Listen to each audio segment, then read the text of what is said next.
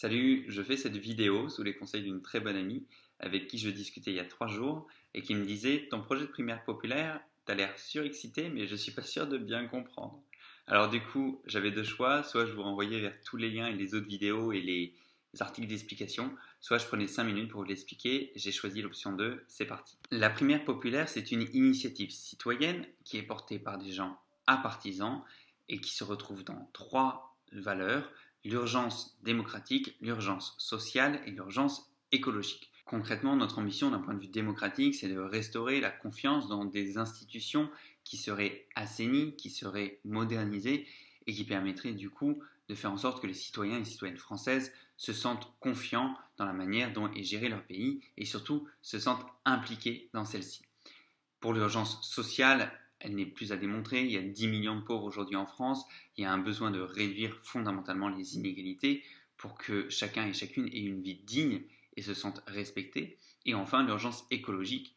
Aujourd'hui, en 2021, on continue à émettre et consommer infiniment plus de CO2 que ce qu'il est nécessaire et souhaitable si on veut rester dans un seuil de réchauffement qui soit maîtrisable. Si on passe les 2 degrés de réchauffement climatique, si on continue à avoir trop de CO2 dans l'atmosphère, on va arriver dans une situation qui sera très très difficile à contrôler, avec des événements extrêmes d'un point de vue climatique, des sécheresses, des crues, des inondations que l'on voit déjà apparaître, des canicules évidemment.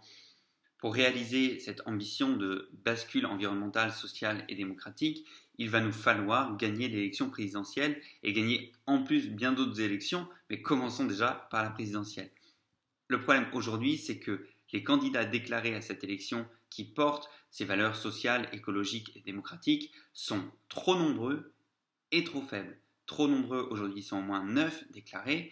Cette division de départ rend très improbable la possibilité de réussir à passer au deuxième tour et de gagner, puisqu'il faut rassembler au moins 6, 7 à 8 millions de voix au premier tour pour réussir à passer au deuxième. Et ça, quand on est divisé avec 9 candidats, c'est très très compliqué. Par ailleurs, il y a donc cette faiblesse structurelle parce qu'aujourd'hui, on n'arrive pas à imprimer dans le discours médiatique et politique qui est totalement saturé par la crise sanitaire, les problèmes identitaires et l'agenda globalement du gouvernement. L'enjeu est donc double: il s'agit d'avoir une candidature de rassemblement et qu'elle trouve un souffle populaire pour la soutenir afin de réussir à avoir une dynamique montante et d'arriver dans les 2 premiers au premier tour. Mais en réalité, la division du champ politique qui défend l'écologique, le social et un renouveau démocratique tient à 3 facteurs. Le premier, c'est qu'au sein de cette famille politique, qui est très large, on a tendance à beaucoup trop insister sur ce qui nous divise et du coup, on n'arrive pas à se rassembler.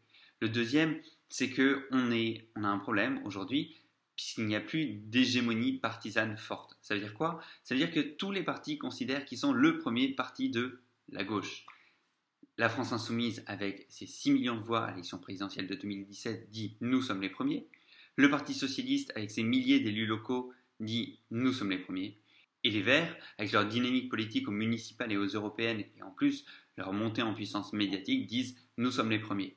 On compare des choux, des carottes et des courgettes, et du coup personne n'est d'accord. Le dernier problème, c'est un problème d'incarnation. Aujourd'hui, personne dans ce champ politique-là peut prétendre être le candidat naturel, comme l'était Sarkozy à une époque pour la droite, comme l'était Mitterrand dans les années 70 pour la gauche. Voilà pour le constat, et du coup, voilà la solution que propose la primaire populaire. La primaire populaire, c'est à la fois un processus et un mouvement. Un processus qui se décline en 3 étapes.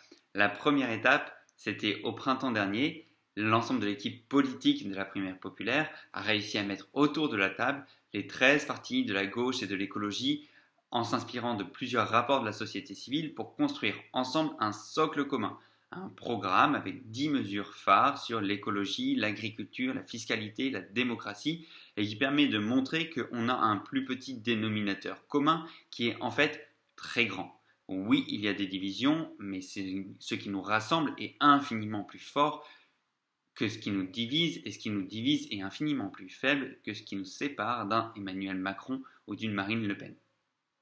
Il reste des divisions, elles seront tranchées au cours des mois à venir par des discussions, des débats et des scrutins. Mais ces points de désaccord ne remettent pas en question fondamentalement la nécessité à gagner pour déjà mettre en place les 10 points qui font consensus du socle commun. On a mis tous les candidats et candidates et partis qui défendent l'urgence sociale, écologique et démocratique d'accord sur un socle commun. Il s'agit maintenant de les convaincre de jouer le jeu, de se départager en amont de l'élection présidentielle pour y arriver unis et forts.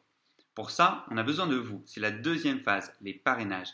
Depuis le 11 juillet jusqu'à mi-octobre, vous allez pouvoir parrainer des candidats et des candidates. Ça veut dire quoi? On a ouvert une plateforme sur parrainage avec un s.primairepopulaire.fr. Sur cette plateforme apparaissent deux types de personnes.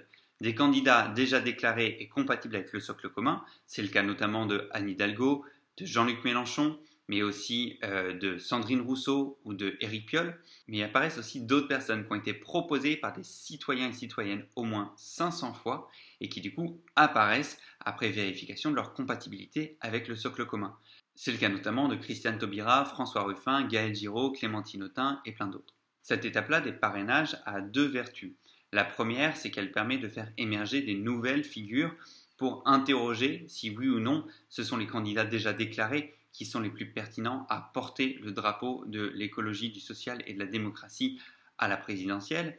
Et par ailleurs, elle permet aussi de convaincre ces candidats et candidates déjà déclarés qu'il y a une dynamique populaire en la faveur d'un rassemblement important de la gauche et de l'écologie et de la société civile. Pour les convaincre de ça, on a besoin de vous. Aujourd'hui, on est 70 000 globalement à soutenir le projet de la primaire populaire. Plus de la moitié ont déjà parrainé sur la plateforme. Vous pouvez commencer dès aujourd'hui à parrainer et à y revenir plus tard. L'important, c'est qu'on soit de plus en plus nombreux à parrainer et que mi-octobre, on soit des centaines de milliers. Pourquoi des centaines de milliers? Parce que c'est ça qui convaincra les candidats et candidates déjà dans la course de jouer le jeu d'un processus innovant qui va permettre de les départager en amont de l'élection. Du coup, mi-octobre, on est plusieurs centaines de milliers. On a un top 10 avec 5 hommes et 5 femmes qui sont les plus parrainés. Au passage, je vous rappelle, vous pouvez parrainer plusieurs personnes. C'est même tout l'intérêt du parrainage. L'idée, c'est que vous constituez un peu votre meilleur top 10 parmi les candidats déjà déclarés et ceux proposés par d'autres. Vous pouvez aussi proposer d'autres candidats afin de faire en sorte que le top 10 final soit le plus varié, le plus riche, le plus intéressant possible pour permettre ensuite un débat et des échanges intéressants en vue de la troisième étape à laquelle j'arrive. À la fin de la deuxième phase, on va consulter les gens qui sont dans ce top 10 et on va leur demander est-ce que vous souhaitez ou pas, maintenant qu'on en est là, être candidat à la primaire populaire. D'ici là, on ne leur pose pas la question. Parce qu'on n'a pas à se faire imposer des divisions alors que nous, on est en train de construire une dynamique qui va permettre de les dépasser. En revanche, au 11 octobre, il faudra en prendre le pouls. S'ils disent oui, très bien, ils passent dans la troisième étape. S'ils disent non, j'espère sincèrement qu'ils sont prêts à assumer leurs responsabilités face à l'histoire. La troisième étape est celle qui me fascine le plus et me donne le plus confiance dans le processus de la primaire populaire.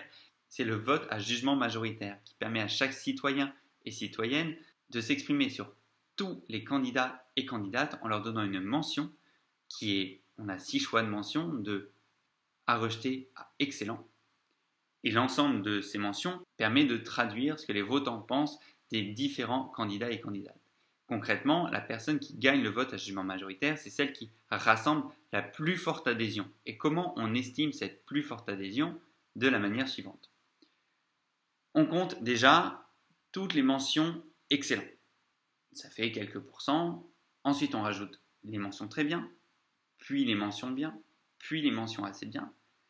Et l'idée, c'est lequel est le premier qui, en rajoutant à chaque fois une mention, arrive à plus de 50% de l'électorat.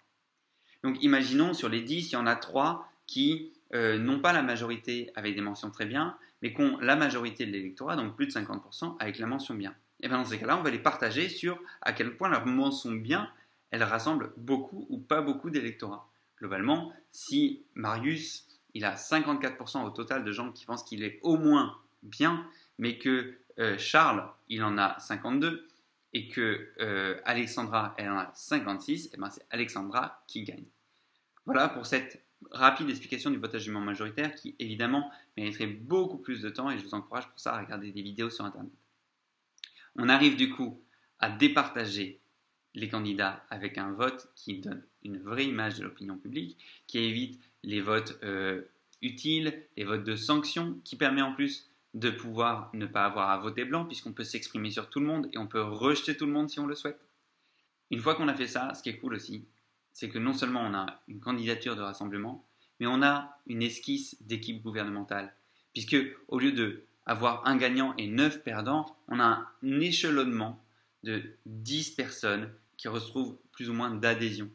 Et enfin, si vous vous rappelez, le constat que j'avais posé au départ, qui était qu'on ne savait pas ce qui nous rassemblait, qu'on avait un problème d'hégémonie et qu'on avait un problème d'incarnation, le vote à jugement majoritaire permet de résoudre les deux derniers problèmes. On a un socle commun, donc pour ce qui nous rassemble, c'est fait. Pour l'incarnation, c'est fait, puisqu'on a un consensus fort autour d'une personnalité, au lieu d'avoir une majorité faible, comme c'était le cas dans différentes primaires auparavant. Et enfin, sur l'hégémonie, ça permet de savoir sur les 10 candidats qui sont arrivés dans la phase finale, lesquels rassemblent vraiment une adhésion forte, populaire, quelle que soit leur place de premier, deuxième ou troisième. Est-ce qu'il y a un fort engouement pour la vision de l'écologie que porte Europe Écologie Les Verts? Est-ce qu'il y a un fort engouement pour la vision de la politique que porte le Parti Socialiste? Ou est-ce qu'il y a un fort engouement pour la radicalité que propose la France Insoumise? Voilà pour le processus de la primaire populaire, j'espère que c'est plus clair. J'aimerais juste conclure sur un point. Au début, je vous ai dit qu'on était un processus et en même temps un mouvement. Aujourd'hui, on a 67 000 personnes qui nous soutiennent. Sur ces 67 000, il y en a plus de 2 500 qui souhaitent être bénévoles, qui commencent à s'impliquer. Il y en a plusieurs centaines qui déjà passent des coups de fil, soutiennent, recrutent, font des actions sur le terrain et en digital. Pourquoi on fait ça? On fait ça parce que, vous l'avez vu, la primaire, ça ne tient pas sur un tract. C'est le problème quand on fait le pari de l'intelligence des gens. C'est plus complexe que juste un A5. Et pour ça, on a besoin du coup que chacun et chacune d'entre vous, si vous êtes convaincus de la pertinence du processus qu'on propose, aille converser avec des inconnus, avec ses proches, les interroge sur leurs aspirations pour 2022 et leur explique pourquoi la primaire populaire peut être la solution à leurs aspirations qui va permettre de concrétiser ce changement auquel on est très nombreux à aspirer en France. Concrètement, si vous voulez vous engager avec nous, on organise tous les soirs de la semaine en distanciel des séances de présentation de la primaire où vous pourrez poser toutes vos questions parce que vous en avez très probablement à la suite de cette vidéo. Durant ces sessions, on vous expliquera comment aussi mobiliser autour de vous et on vous donnera les clés pour vous lancer en local, pour organiser vos propres sessions d'accueil et réussir à démultiplier le mouvement le plus rapidement possible. Je compte sur vous. Pour ça, je vous donne rendez-vous sur primairepopulaire.fr. Si vous n'avez pas encore parrainé, allez-y dès maintenant, au moins pour commencer, sur parrainage avec un s.primairepopulaire.fr. Et si vous voulez agir avec nous, vous allez sur accueilbénévole.primairepopulaire.fr et vous vous inscrivez à votre prochaine session d'information. Si vous reste des questions, évidemment, vous les mettez en commentaire et puis je fais en sorte d'y répondre le plus vite possible par écrit. Ah, et puis comme je me lance comme youtubeur sur les réseaux internet mondiaux, je ne peux pas conclure cette vidéo sans vous proposer de la partager si vous avez apprécié son contenu et de faire en sorte qu'un maximum de personnes la voient en mettant des petits pouces bleus. Merci, à plus.